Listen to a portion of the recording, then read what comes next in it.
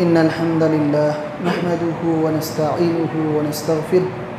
ونعوذ بالله من شرور أنفسنا ومن سيئات أعمالنا من يهده الله فلا مضل له ومن يضلل فلا هادي له وأشهد أن لا إله إلا الله وحده لا شريك له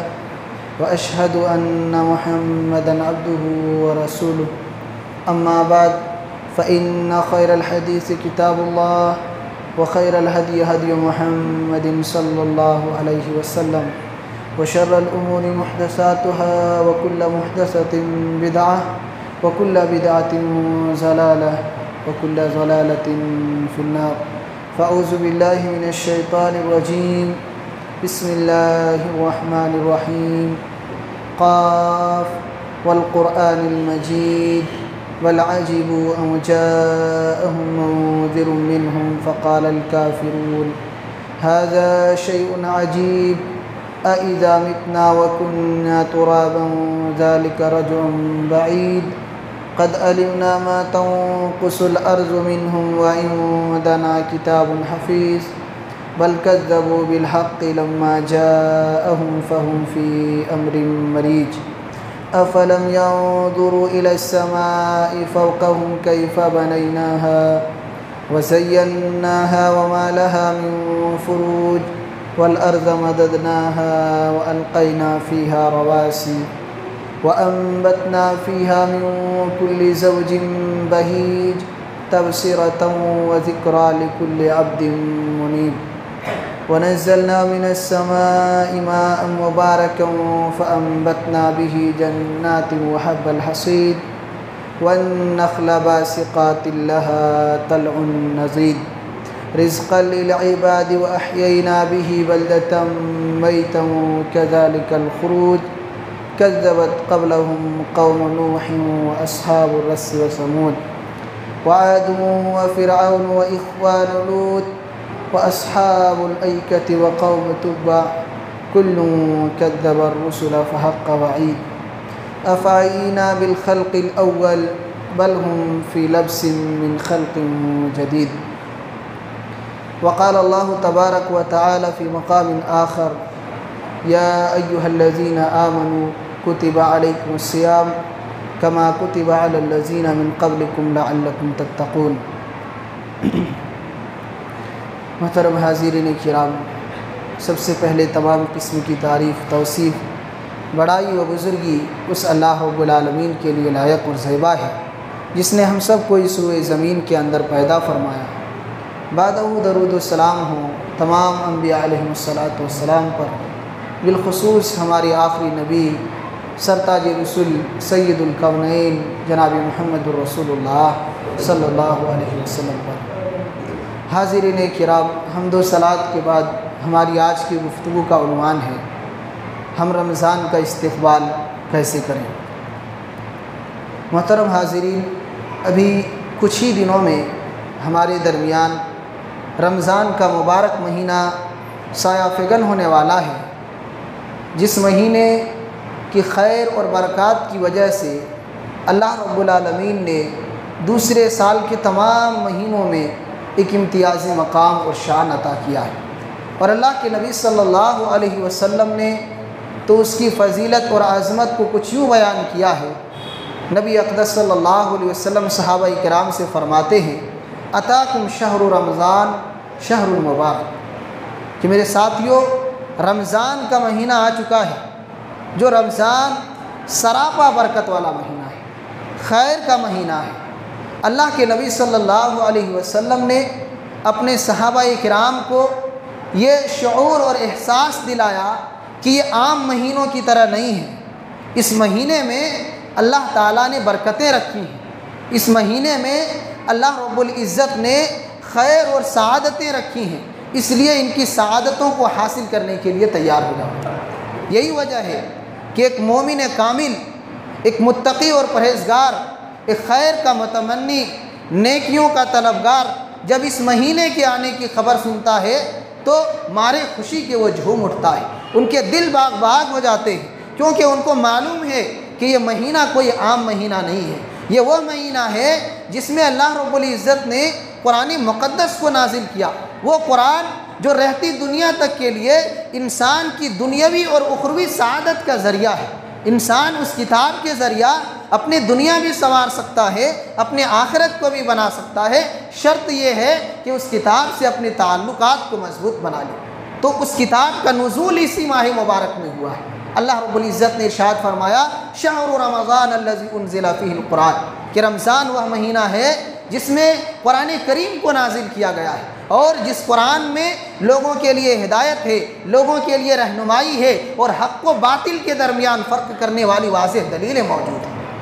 تو یہ رمضان وہ مہینہ ہے، رمضان یہ وہ مہینہ ہے جس میں اللہ تعالیٰ کی خصوصی رحمتیں اس طور پر نازل ہوتی ہیں کہ اللہ تعالیٰ کے جو جنت ہے اس کے جنت کے دروازوں کو کھول دیا جاتا ہے، جہنم کے دروازوں کو بند کر دیا جاتا ہے، اور جو سرکش شیاطین ہیں، جو انسانوں کو، اللہ کے بندوں کو زیادہ گمراہ کرنے والے ہیں، ان شیطانوں کو بیڑیوں میں جکڑ دیا جاتا ہے تاکہ میرے بندوں کو گمراہ نہ کر سکے۔ تو یہ کوئی عام مہینہ نہیں ہے، اللہ کی خصوصی رحمت اور نعمت کا مہینہ ہے۔ یہ وہ مہینہ ہے جس میں ایک ایسی رات ہے کہ انسان کے 1000 مہینوں کی عبادتوں سے بہتر ہے۔ ایک انسان 1000 مہینے عبادت کرے ایک جانب ہے، اور اس ایک رات کی عبادت دوسری جانب ہے، اس رات کی عبادت کا پلڑا بھاری ہے۔ وہ اسی مبارک رمضان کے مبارک مہینے میں رات آتی ہے۔ اس لیے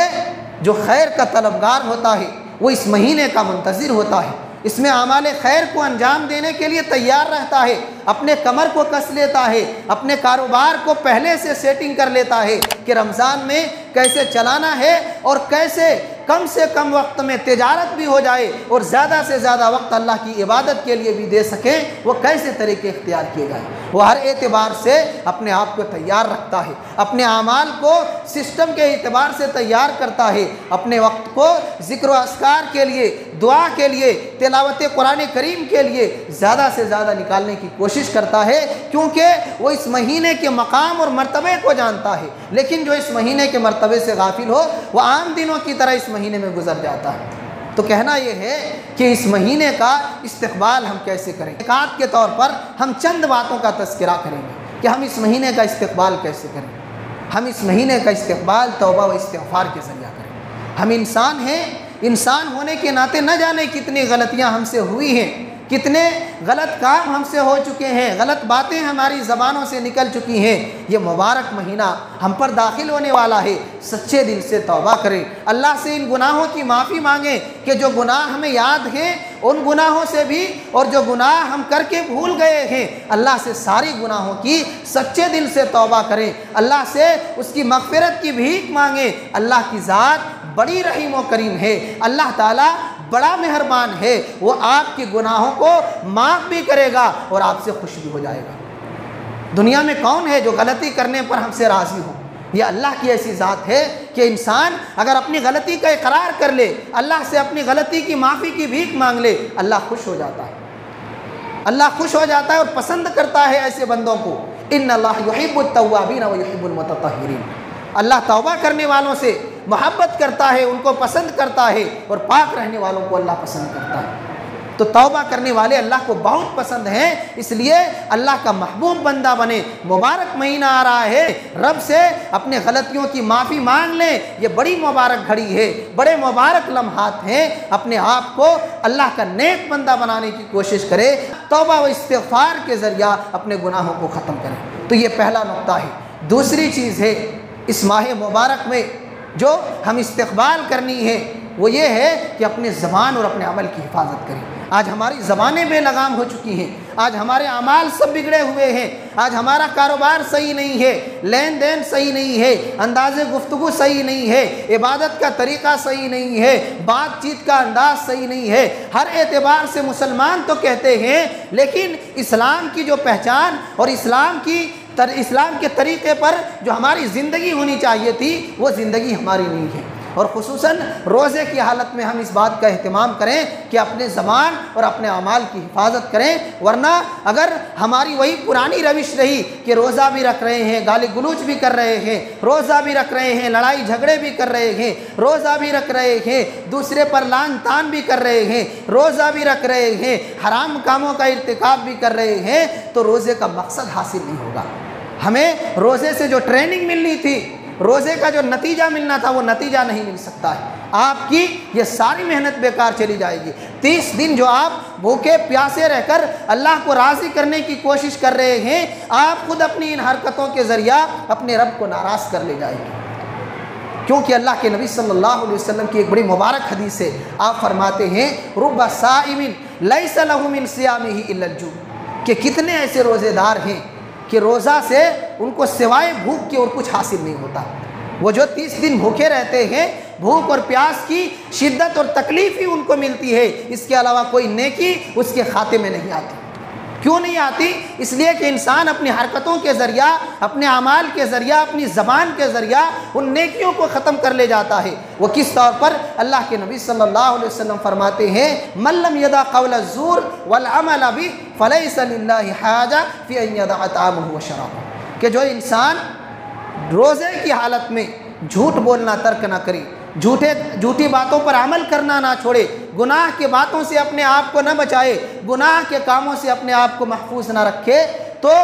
اللہ کو ایسے لوگوں کے روزے کی کوئی ضرورت نہیں ہے۔ اس لیے کہ اللہ تعالیٰ اپنے بندوں پر بڑا رحیم و کریم ہے۔ وہ صبح سے شام تک اپنے بندوں کو تکلیف دینے کے لیے بھوکا نہیں رکھتا، اس کے پیچھے ایک مقصد ہے، ایک ٹریننگ ہے، ایک تربیت ہے، ہمارے کردار سازی کی، ہمارے اخلاق کی بہتری کی، ہمارے اندر تقوی پیدا کرنے کی۔ اللہ چاہتا ہے کہ اس عمل کے ذریعہ میرا بندہ میرا قریبی بن جائے، میرا بندہ میری حقیقی پہچان کو جان جائے، میرا بندہ مجھ سے ڈرنے والا بن جائے، میرا بندہ میرا اطاعت شعار بن جائے۔ اللہ رب العالمین ہمیں اپنا بنانا چاہتا ہے۔ اللہ تعالیٰ ہمارے دلوں کے اندر تقوی پیدا کرنا چاہتا ہے، ہمارے گناہوں کو مٹانا چاہتا ہے، لیکن ہم اگر وہی پرانی رفتار بے ڈھنگی اگر اختیار کرتے چلے جائیں تو دن بھر سہنا اور بھوکا رہنا بیکار ہے۔ اور حدیث کہتی ہے بے شمار ایسے روزے دار ہیں جن کو سوائے بھوک کے کچھ حاصل نہیں ہوتا۔ اس لیے آپ جو بھوکے پیاسے رہ رہے ہیں، اس کے پیچھے ایک مقصد ہے، اس مقصد کو حاصل کیجیے۔ وہ مقصد ہے تقوی شعاری، وہ مقصد ہے دلوں کے اندر اللہ کا خوف پیدا کرنا، وہ مقصد ہے اللہ کا نیک اور بہتر بندہ بن جانا، وہ مقصد ہے کہ اپنے گناہوں سے توبہ کر کے اللہ رب العالمین کو راضی کرنے والے اعمال کو انجام دینے کا۔ اس لیے اس مقصد کو حاصل کریں۔ اللہ رب العالمین نے روزے کا مقصد قرآن مقدس کے اندر یہی ذکر کیا ہے، یا ایھا الذین آمنوا کتب علیکم الصیام کما کتب علی الذین من قبلکم لعلکم تتقون، کہ مومنوں تم پر رمضان کے روزے فرض کیے گئے ہیں ویسے ہی جیسے سابقہ امتوں پر فرض کیا گیا تھا، تاکہ تم متقی و پرہیزگار بن جاؤ۔ تو اللہ ہمارے دلوں کا امتحان لینا چاہتا ہے روزے کے ذریعہ۔ اگر زبان کو کنٹرول نہیں کر سکتے، اپنے عمل کو کنٹرول نہیں کر سکتے، تو روزے کو ہم ضائع اور برباد کر رہے ہیں۔ اس لیے آپ عقل مند بنیے، آپ جو محنت کر رہے ہیں اس کو بیکار جانے سے بچائیے۔ ہم دنیا کے کاروبار میں ایک وقت اور ایک چھوٹا سا کام بھی بیکار کرنا نہیں چاہتے ہیں، تو اللہ تعالیٰ کی اس ایک مہینے کی عبادت کو بیکار کیسے جانے دے سکتے ہیں؟ ایک مومن ہے، ہم متقی اور پرہیزگار بنے، ہوشیار بنے، ورنہ آپ ادھر سے محنت کر رہے ہیں، ادھر سے خود اپنے ہاتھ سے کلہاڑی مار کر کے اس کو تباہ و برباد کر دے رہے ہیں۔ اس لیے اپنے اعمال کی حفاظت کیجیے، اپنے زبان کی حفاظت کیجیے، اس کو کنٹرول میں رکھیے تاکہ آپ کے اعمال محفوظ ہو سکیں اور آپ جو محنت کر رہے ہیں، روزہ رکھ رہے ہیں، اس روزے کے ثمرات اور فائدے آپ کو مل سکیں۔ چوتھی چیز ہے ہم رمضان المبارک کا استقبال دعا کے ذریعہ کریں، خوب اللہ رب العالمین سے دعا کریں، ذکر و اذکار کریں، قرآن کریم کی تلاوت کریں، کیونکہ یہ روزہ دعا کا مہینہ ہے۔ اللہ رب العالمین نے سورہ بقرہ کے اندر جہاں رمضان اور اس کے مسائل کا تذکرہ کیا ہے، وہاں درمیان میں اللہ تعالیٰ نے دعا کا ذکر کیا ہے کہ جو میرے بندے مجھ سے سوال کرتے ہیں ان کو کہہ دو کہ میں بہت قریب ہوں، ان کی پکار کو سنتا ہوں۔ میرے بندوں کو چاہیے کہ وہ مجھ کو پکاریں، مجھ سے دعا کریں۔ تو اللہ تعالیٰ نے رمضان کے گفتگو کے درمیان دعا کا ذکر کیا ہے، جس سے پتہ چلتا ہے کہ دونوں کے درمیان بڑا گہرا ربط ہے۔ اس لیے اپنے اوقات کو، اپنے وقتوں کو بچائیں اور زیادہ سے زیادہ اللہ سے دعا کرنے میں لگائیں۔ عام دنوں کی طرح بیٹھ کر کے، سو کر کے، کھیلتے ہوئے ان وقتوں کو برباد نہ کریں۔ یہ بڑے قیمتی لمحات ہیں، ایک مرتبہ چلے جائیں گے، واپس نہیں آئیں گے۔ اس لیے اس کی اہمیت کو سمجھتے ہوئے ان اوقات کی قدر کریں، اللہ سے خوب دعا کریں اور قرآن کی تلاوت کریں کہ یہ قرآن کا مہینہ ہے۔ اللہ کے نبی صلی اللہ علیہ وسلم ہر سال خصوصیت کے ساتھ اس ماہ مبارک میں حضرت جبریل علیہ السلام کے سامنے پورے قرآن کا دور کیا کرتے تھے، قرآن کریم پڑھ کر سنایا کرتے تھے۔ ہم آپ کے امتی ہیں، ہمارے نبی صلی اللہ علیہ وسلم آپ کے تو اگلے پچھلے سارے گناہ معاف ہیں، اگر وہ ایک مرتبہ قرآن کو ختم کرتے تھے اس ماہ مبارک میں تو ہمیں کتنی کوشش کرنی چاہیے، نیکیوں میں کتنی تڑپ ہونی چاہیے ہمارے اندر۔ لیکن یہ ہمارا رویہ ہے کہ کبھی قرآن کھول کر دیکھنے کی توفیق نہیں ہوتی، کچھ تو پڑھنا ہی نہیں جانتے، کچھ جانتے بھی ہیں تو پڑھنے کی توفیق ہی نہیں ملتی، وہ قرآن کھول کر نہیں دیکھتے ہیں۔ ان کے پاس اتنے کاروبار، اتنی مصروفیتیں ہیں کہ اللہ کے کلام کو دیکھنے تک کی فرصت نہیں۔ ایسی دولت سے کیا فائدہ، ایسی زندگی سے کیا فائدہ کہ اللہ کے کلام کو پڑھنا جانتے ہیں، سمجھنا جانتے ہیں لیکن وقت نہیں ہے۔ کیا کریں گے اس دولت کو؟ مرنے کے بعد تو آپ کے اعمال آپ کے ساتھی ہیں، اس لیے عمل کی فکر کیجئے جو آپ کے حقیقی ساتھی ہیں۔ کیوں یہ چوتھی چیز ہے کہ ہم دعا کا اہتمام کریں، کثرت سے اللہ کا ذکر کریں، پانچوں نمازوں کے بعد بھی اور عام اوقات میں گھر میں بیٹھے چلتے پھرتے بھی اللہ تعالیٰ کو کثرت کے ساتھ یاد کریں۔ ایک ایک سیکنڈ، ایک ایک منٹ کو غنیمت سمجھیں کہ ایک ہی مہینہ ہے اور اس میں اللہ کی برکتیں، رحمتیں نازل ہوتی ہیں، اس لیے ان کی سعادتوں سے اور ان کی رحمتوں سے ہم اپنے آپ کو فیضیاب کریں، ہم ان رحمتوں سے فائدہ اٹھائیں۔ پانچویں چیز یہ ہے کہ وہ لوگ جو حرام چیزوں کا استعمال کرتے ہیں، خصوصیت کے ساتھ ان بھائیوں سے گزارش ہے کہ آپ آسانی کے ساتھ حرام کاموں کو چھوڑ سکتے ہیں۔ حرام چیزوں کو جو استعمال کر رہے تھے، چاہے بیڑی ہو، سگریٹ ہو، تمباکو ہو، شراب ہو، یہ جو چیزیں استعمال کر رہے تھے، عام دنوں میں آپ بہانہ لگا سکتے ہیں کہ چھوڑ سکتا نہیں، یہ عادت ہو گئی ہے، مجبور ہوں۔ لیکن رمضان میں اللہ کی عبادت کے بہانے، روزے کے بہانے صبح سے شام تک تو آپ یوں ہی مجبور ہیں کہ استعمال نہیں کر سکتے، اور شام کے بعد کھانے پینے اگر کھا لیں گے تو تھوڑی دیر کے لیے ویسے ہی بدن بھاری رہے گا، تب تک سو جائیں گے، فجر سے پھر روزے کی شروعات ہو جائے گی۔ تھوڑا اگر نیت کریں، تھوڑے قربانی دینے کا جذبہ پیدا کریں اور اللہ کا ڈر پیدا کریں تو آپ اس گناہ سے ہمیشہ کے لیے بچ سکتے ہیں، زندگی بھی بچا لیں گے، جسمانی صحت بھی سلامت رہے گی، اور آخرت میں رب کی ناراضگی سے اپنے آپ کو بچا لیں گے، گناہ سے بھی اپنے آپ کو بچا لیں گے۔ لہذا اپنے بال بچوں کی فکر کرتے ہوئے کہ اگر ہمارے جسم خراب ہو گئے، ہم پہلے ہی بیمار اور جوانی میں کمزور ہو گئے، ہمارے بال بچے بے سہارا ہو جائیں گے، ہمارا گھر بے گھر ہو جائے گا۔ اس لیے کم سے کم ان ساری چیزوں کی فکر کرتے ہوئے اپنے جسم کا بھی خیال رکھیں۔ ان حرام چیزوں کے استعمال سے رمضان کا مبارک مہینہ ہے، چھوڑنے کا بہترین موقع ہے، اس سے فائدہ اٹھائیں۔ آپ اپنے تئیں اس کو صحیح چیزوں میں استعمال کرنے کی کوشش کریں، اور جو گناہ کرتے تھے ان سے بھی یہی گزارش ہے کہ آپ روزے کی حالت میں الحمدللہ بہت حد تک ہر مسلمان کوشش کرتے ہیں، مزید کوشش کریں کہ زبان کو کنٹرول میں رکھیں۔ اگر کوئی ہم سے لڑتے ہیں، جھگڑتے ہیں، گالی گلوچ کرتے ہیں، صرف یہی کہہ کر کے گزر جائیں کہ میں روزے کی حالت میں ہوں اور اللہ نے منع کیا ہے، اللہ نے منع کیا ہے۔ لہٰذا ایسے بھائیوں سے گزارش ہے، ورنہ ہم نے دیکھا ہے کئی ایسے بھائی صبح سے شام تک محنت کرتے ہیں اللہ کو راضی کرنے کے لیے، خوب روزہ رکھتے ہیں، نماز پڑھتے ہیں، دعا کرتے ہیں، شام ہوتے ہی ان کی پرانی عادت ہے سگریٹ نوشی کی، تمباکو کھانے کی یا شراب پینے کی، پھر وہی برائی کر لیتے ہیں۔ دن بھر کوشش کیے، محنت کیے اللہ کو راضی کرنے کے لیے، شام ہوتے ہوتے اللہ کو راضی نہیں کر سکا، شیطان کو خوش کرنے گئے۔ تو یہ بڑی نادانی ہے، بڑی کمبختی ہے ہماری اور آپ کی کہ ہم ان معمولی گناہوں کی وجہ سے اللہ کو راضی کرنے کے بجائے اس مبارک مہینے میں اللہ کو ناراض کر لے رہے ہیں۔ لہٰذا کوشش کریں کہ اپنے ان حرکتوں سے توبہ کر کے اللہ نے جو حلال چیزیں ہمیں دی ہیں اس کا استعمال کریں، حرام چیزوں سے پرہیز کریں۔ ایک پانچویں چیز ہے ہمارے ان بھائیوں سے جو رمضانی مسلمان ہیں یا رمضانی نمازی ہیں کہ سال میں پوری زندگی اس کی بے نمازی کی حالت میں گزرتی ہے، جب رمضان کا مہینہ آتا ہے رمضان کے روزے بھی رکھتے ہیں، نماز بھی پڑھتے ہیں، جیسے یہ مہینہ گزر جاتا ہے پوری عبادتوں کو ذمہ لگا دیتے ہیں۔ اب آئندہ سال رمضان کا مہینہ آئے گا تو ہی یہ ہماری نمازوں کا جو رجسٹر ہے وہ کھلے گا، سال بھر کے لیے بند۔ ایسے بھائیوں سے گزارش ہے کہ زندگی کو، مقصد کو سمجھیں۔ آپ کو اللہ تعالیٰ نے ایک مہینے کی عبادت کے لیے پیدا نہیں کیا ہے، آپ اس ذہن کو بدلیں۔ آپ کو اللہ نے زندگی کی ابتدا سے لے کر زندگی کے انتہا تک اپنی عبادت کرنے کا حکم دیا ہے۔ لہٰذا آپ توبہ کریں اور یہ ارادہ کریں کہ آپ کی بار جب نماز کی شروعات کریں گے رمضان میں تو موت تک انشاءاللہ نہیں چھوڑیں گے، پکا نمازی بنیں گے، عبادت گزار بن کر زندگی گزاریں گے، کیونکہ اللہ نے چند دنوں کی عبادت کا حکم نہیں دیا ہے، اللہ نے عبادت موت تک کرنے کا حکم دیا ہے۔ قرآن کہتا ہے فَسَبِّحْ بِحَمْدِ رَبِّكَ وَكُن مِّنَ السَّاجِدِينَ وَاعْبُدْ رَبَّكَ حَتَّىٰ يَأْتِيَكَ الْيَقِينُ، کہ آپ اپنے رب کی تسبیح بیان کیجئے اس کی حمد کے ساتھ، اور اپنے رب کی عبادت کرنے والے لوگوں میں اپنے آپ کو شامل کیجئے، اور اس وقت تک عبادت کیجئے حَتَّىٰ يَأْتِيَكَ الْيَقِينُ، جب تک کہ آپ کو موت نہ آ جائے۔ تو اللہ کی عبادت موت تک کرنی ہے۔ آپ خود ہی اندازہ لگائیں، سال بھر اللہ ہمیں رزق دیتا ہے، سال بھر ہم یہ بھی مانتے ہیں کہ اللہ ہمارا مالک ہے، ہمارا خالق ہے، تو پھر ایک مہینے اس کی عبادت کیوں؟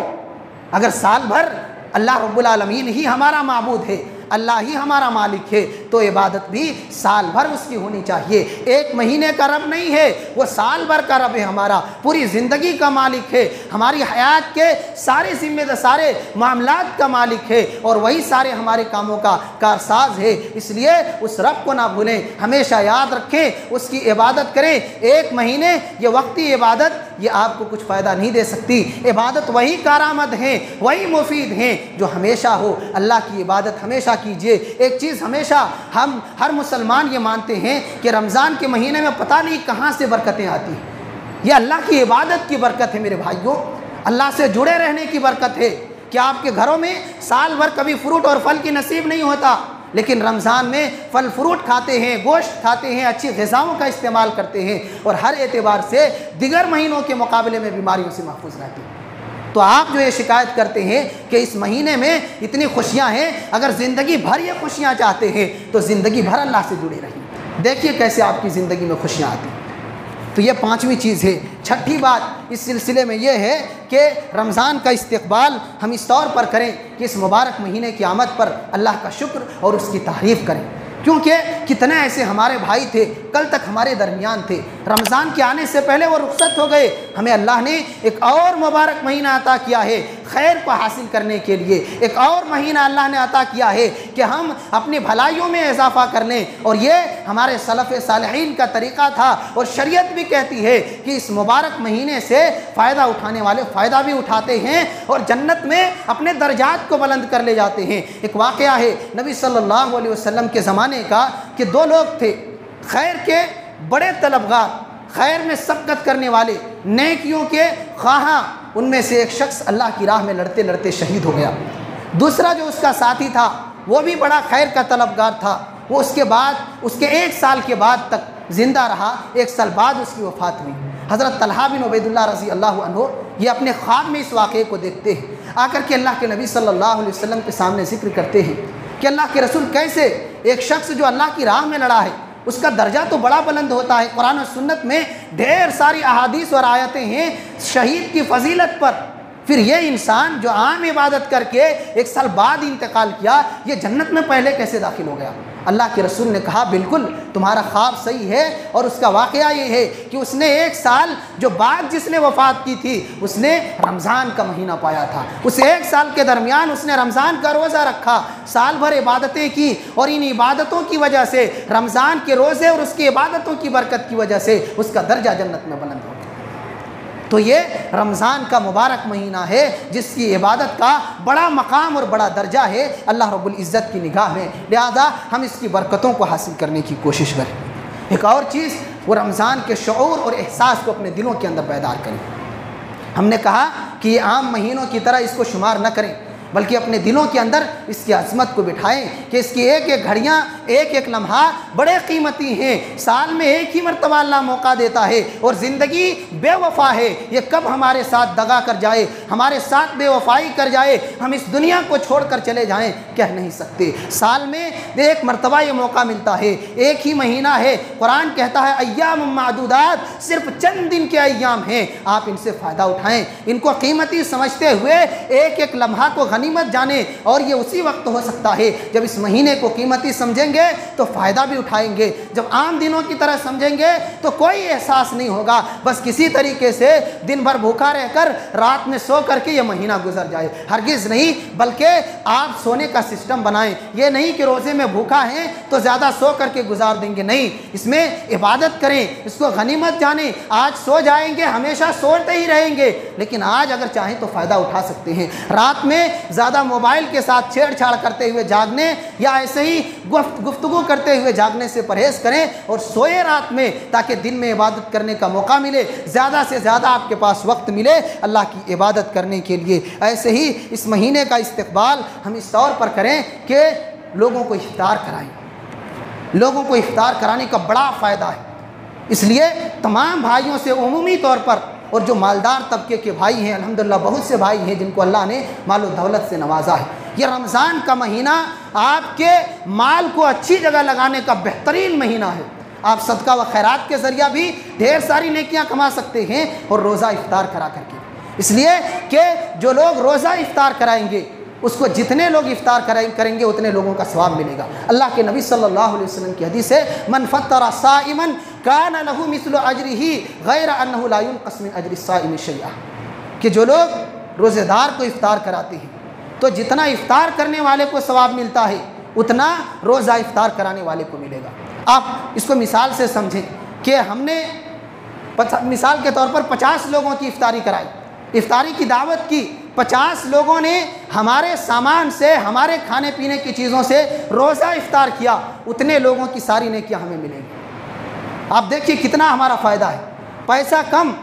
لیکن سارے لوگوں کو، ان کو تو نیکیاں ملے گی، ان کی نیکیوں میں کوئی کمی نہیں کی جائے گی، لیکن آپ نے چونکہ خیر کے کام میں حصہ لیا، ان کی مدد کی، یا صدقہ و خیرات کے طور پر افطاری کی دعوت کی، تو اس میں آپ کو جتنے لوگوں نے، میں تو 50 لوگوں کی مثال دیا ہوں، بڑی مسجد ہے، بڑی آبادی ہے، 100 بھی ہو سکتے ہیں، 200 بھی ہو سکتے ہیں، تو جتنے لوگ ہوں گے ہر ایک کی نیکی کو آپ جوڑ لیں، اندازہ لگائیں کہ اگر 100 ہی لوگ افطار کریں گے تو 100 لوگوں کی نیکیاں کتنی ہو جائیں گی۔ تو یہ نیکیوں کو ڈھیر بنانے کا، نیکیوں کو جمع کرنے کا بہترین موقع ہے۔ لیکن یہاں ایک بات جو میں کہنا چاہ رہا ہوں وہ یاد رکھیں، آپ جسے افطاری سمجھ رہے ہیں اپنے علاقے میں، افطاری وہ نہیں ہے۔ ہمارے یہاں جو ہے،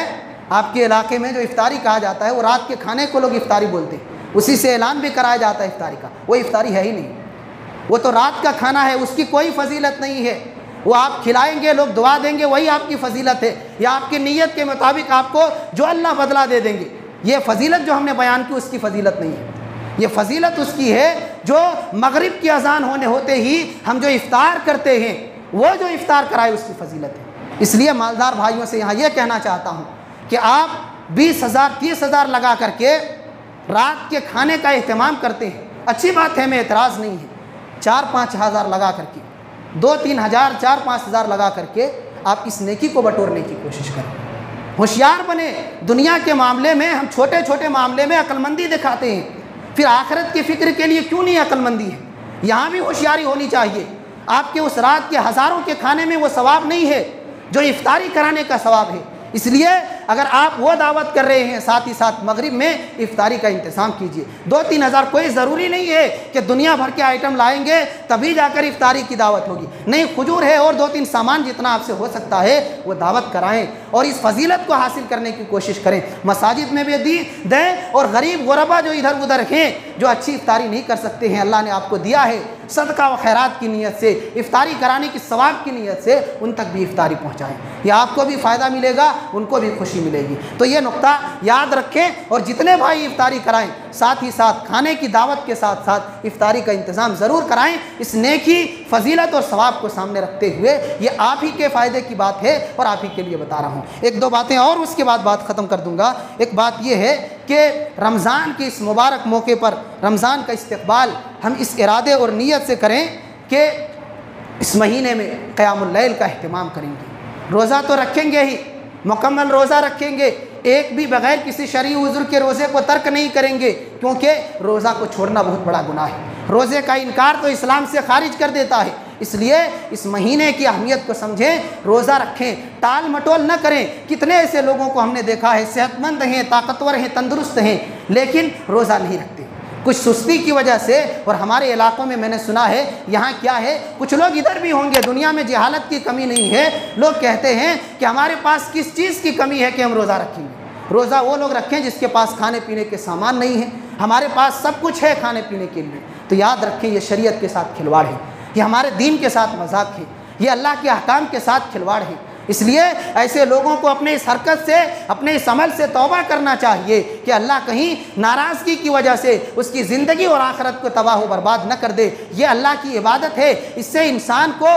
خوشی ملتی ہے۔ اور یاد رکھیں ایک بات اپنے دماغوں اور ذہنوں اور دلوں کے اندر بٹھا لیں کہ آپ جو دنیا کی لذتوں سے، دنیا کی رنگینیوں سے جتنی آپ کو خوشی ملتی ہے وہ چند لمحے کے لیے ہے۔ آپ جو گانے، فلمیں اور دنیا کی برائیاں دیکھتے ہیں اور اللہ کی عبادت سے دور جا کر کے آپ منمانی زندگی گزار کر کے خوشی کا اظہار کرتے ہیں، یہ چند لمحے کے لیے ہے۔ آپ ان سے پوچھئے جو اللہ کی عبادت کرنے والے ہیں ان کو کتنی خوشی ملتی ہے، کتنی تازگی ان کے چہروں میں ہوتی ہے اللہ کی عبادت کی وجہ سے۔ اس لیے آپ اگر حقیقی خوشی کو جاننا چاہتے ہیں، دلوں کے اندر حقیقی خوشی کو محسوس کرنا چاہتے ہیں، تو اللہ کی عبادت کرنے والوں کو دیکھیے۔ اور اس کا ایک منظر آپ خود روزہ افطار کرتے وقت دیکھ سکتے ہیں کہ انسان صبح سے شام تک بھوکا ہے، پیاسا ہے، چہرہ مرجھا جانا چاہیے، لیکن افطاری کا جب وقت آتا ہے جو تازگی چہرے کے اندر ہوتی ہے، جو رونق مسلمانوں کے چہروں پر ہوتی ہے، آپ چاہ کر کے بھی چاہے جتنی دنیا کے کام کر لیں وہ رونق اور وہ تازگی چہرے پر نہیں آ سکتی۔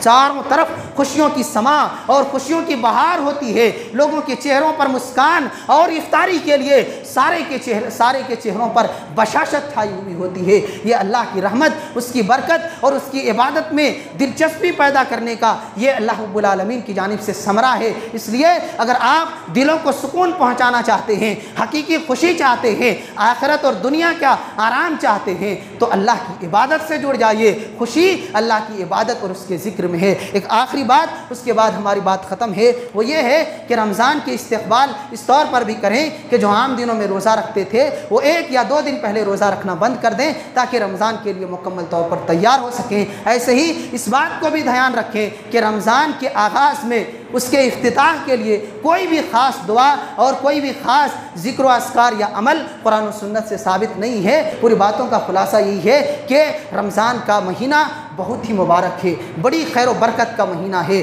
بڑی نیکیاں ہیں، بڑے اعمال ہیں۔ اس لیے اس مہینے کو غنیمت جان کر کے نماز کی پابندی کریں، روزہ رکھیں، بغیر کسی عذر کے آپ روزے کو ترک نہ کریں۔ تھوڑی بھوک پیاس لگے گی لیکن آپ کی تربیت ہے، آپ کی بہتری ہے اس میں۔ ایسے ہی تراویح کا اہتمام کریں کہ بڑی فضیلت ہے، سال بھر کے گناہ معاف ہو جائیں گے، اس لیے اس کا بھی اہتمام کریں۔ تھوڑی پریشانی ہوگی، کسی بھی چیز کو حاصل کرنے کے لیے، کسی بھی چیز کو پانے کے لیے محنت کرنی پڑتی ہے، بغیر محنت کے دنیا میں کوئی چیز حاصل نہیں ہوتی۔ لہذا یہ عبادت کا مہینہ ہے، محنت اور کوشش کا مہینہ ہے، محنت کیجئے، نتیجے آپ کے سامنے آئیں گے اور انشاءاللہ زندگی بہتر ہو جائے گی۔ اللہ تعالیٰ سے دعا ہے کہ اللہ تعالیٰ اس ماہ مبارک میں ہم سب کو زیادہ سے زیادہ فائدہ اٹھانے، عبادت کرنے، تیرا ذکر اور تیری بڑائی میں اپنے زیادہ سے زیادہ اوقات کو صرف کرنے کی توفیق عنایت فرما، آمین۔ سبحان ربک رب العزت عما یصفون وسلام علی المرسلین والحمد للہ رب العالمین۔